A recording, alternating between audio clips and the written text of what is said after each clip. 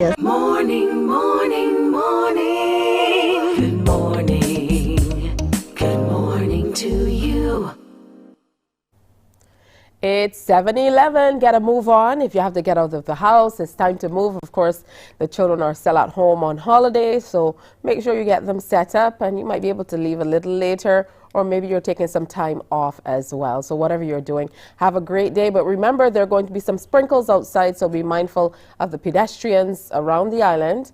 A lot of people in cars, you're kind of swooping by, and you forget that there are pedestrians on the side of the road. Just yesterday, someone who is an avid walker in the morning was telling me that someone drove by and hit her on the elbow and just continued on. Not so good at all. So look out for those pedestrians and people who are out early exercising as well. So today is World Amateur Radio Day, also called Ward Day sometimes, World Amateur Radio Day. And we have a few great gentlemen who are coming in to share with us. Michael Williams is president, and DeCarlo Howell is a member of the Amateur Radio Society of Barbados. Good morning and welcome. Good morning. Good morning. Okay, Thank Mr. you for having Williams, us. first of all, lay out for us the inner workings in a nutshell of the Amateur Radio Society, and particularly what you do specifically, rather, so people understand what the organization is all about, first of all. Well, the Amateur Radio Society of Barbados is a communications exercise. We work closely with the Department of Emergency Management and SEDEMA, Caribbean Disaster Emergency Management Agency, in times of disaster, hurricane storms, in case there are volcanoes, and things of that nature. We provide emergency communications along those lines. All right. A lot of the times it's called ham radio, and a lot of people kind of see it as a hobby. So is that the case for you, Mr. Howell? How did you become involved with the Amateur Radio Society? Good morning. Yes, in fact, it is a hobby. And I got involved in radio way back in 1983 when I saw a neighbor of mine at the time playing around with a radio which was probably about twice the size of a phone booth with a wire strung up into a mango tree, and he was in contact with other operators as far as Miami and sometimes over in the UK and Russia. And I thought it was rather fascinating that he could speak to these persons around the world with something that simple. I didn't have a lot of knowledge of it at the time. So I started out experimenting. It's a hobby, an experimental hobby. And I started out experimenting, building my own equipment, at times burning things up, but that's all part of the process of learning. Next time you do it better. So that's how I started out. And it is a hobby, and like most hobbies, it takes some time, some effort, and a couple of dollars. I would put it to you that probably more than a couple of dollars, but once it's a hobby, I know it usually comes as a labor of love. So, Mr. Williams, I know the service becomes strikingly important, as you mentioned, particularly in times of crisis. So let's talk about what the organization has been able to do for Barbados and the Caribbean region since it really started on March 11th, 1955. That's a long time in existence.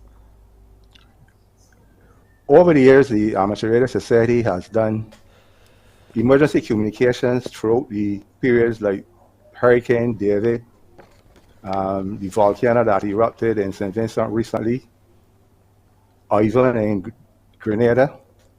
We provided emergency communications from fellow amateur radio operators in those territories, and that information was helpful to informing the others throughout the Caribbean and the SEDEMA and the Department of Emergency Management about conditions on the ground. A radio amateur in, let's say, Dominica, if a situation arises there, he can communicate with us here in Barbados, and that information can be relayed then to the Caribbean Disaster Emergency Management Agency.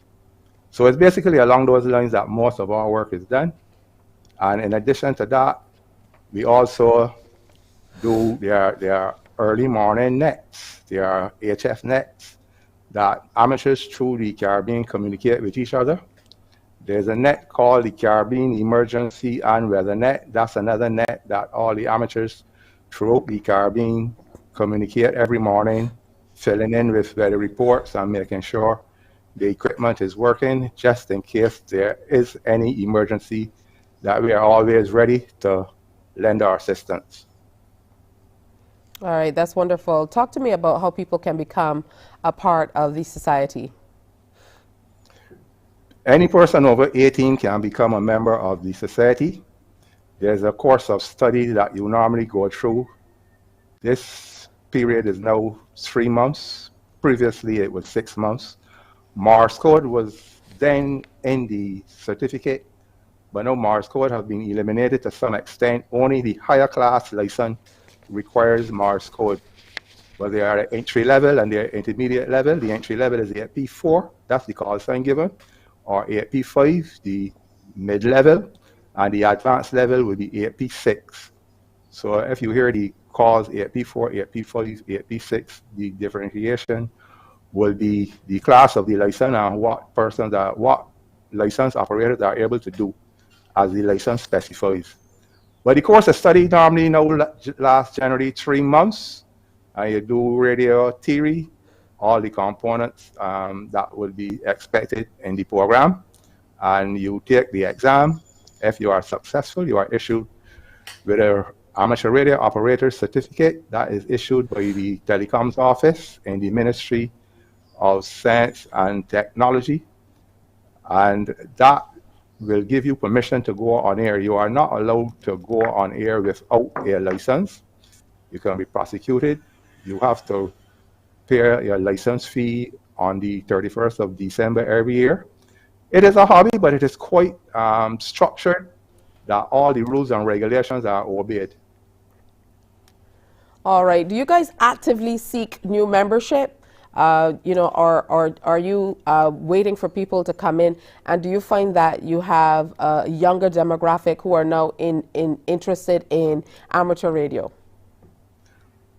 We normally seek new membership along with some of our activities that will draw members to the hobby. But a lot of our members now are going up in age, and we are trying to recruit as many youngsters as possible that will be able to take over from us when we go on. So there's always it's an ongoing process, and we have lost quite a few members over the years that have passed on. So we are always on the lookout for new members. If anyone wants to join the society, they can join as an associate member first. Then when they get the license, they becomes a corporate member, and they can send their information to our website, 8p6arsb@gmail.com, and they will indicate their interest in becoming an amateur radio operator. And when the course starts, then they will be informed of the date that the course will start, and we'll move from there. Mr. Howell, tell us about your stint with the society and why you would encourage other people to get involved. My stint with the society, I am an instructor. I have been an instructor from time to time on the amateur radio course as well. And I would have also assisted with the arrangement of the questions, at the honor from what Michael said. It's the examination is a multiple choice examination. So it's not that difficult once you're prepared. And in addition, I would have participated from time to time in training other entities in different islands through Sidera, or I believe it was Sedima at the time. Sidera at the time, Sedima now, right. So I would have done some participation in that.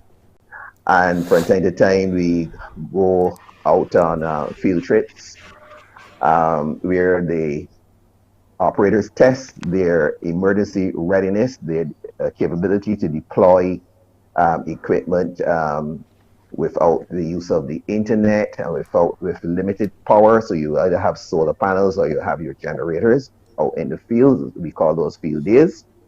And we also have what we call treasure hunts. It's known in other countries as fox hunts, but we call it treasure hunts, where we um, place a hidden transmitter somewhere up there in the bush, in the hills, and you are supposed to use your equipment to locate it. Um, what that does, it sharpens your technical skills, and it also gives you some measure of exercise as you go on foot through the hills in trying to locate the hidden transmitter. Wow, just hearing about it makes me nervous. Sounds a little bit like some military action. All right, so I understand that you also had a booth at the Science and Technology Festival, Mr. Williams. How did that come off? That was fantastic. We were invited by the University of the West Indies and the Ministry of Information Science and Technology to participate in the exhibition.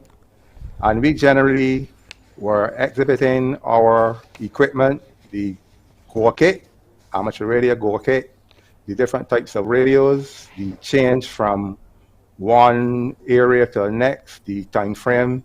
When you had older radios, the tube radios, now we are having everything with integrated circuits, and you can see the difference between the older radios and the newer ones. It was well attended. I interacted with a number of students from a number of primary schools. I am really impressed with the amount of primary schools that showed up at the exhibition, as well as some secondary schools. There was a lot of enthusiasm by the youngsters. They were even able to speak on the radio to Grenada, St. Lucia, Trinidad, based here in Barbados without using any electricity.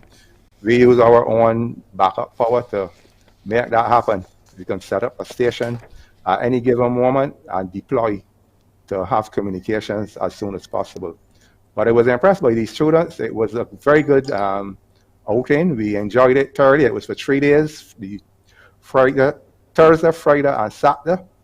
We were there all 3 days. A number of people passed through the booth, and we interacted with them and letting them know what amateur radio is all about.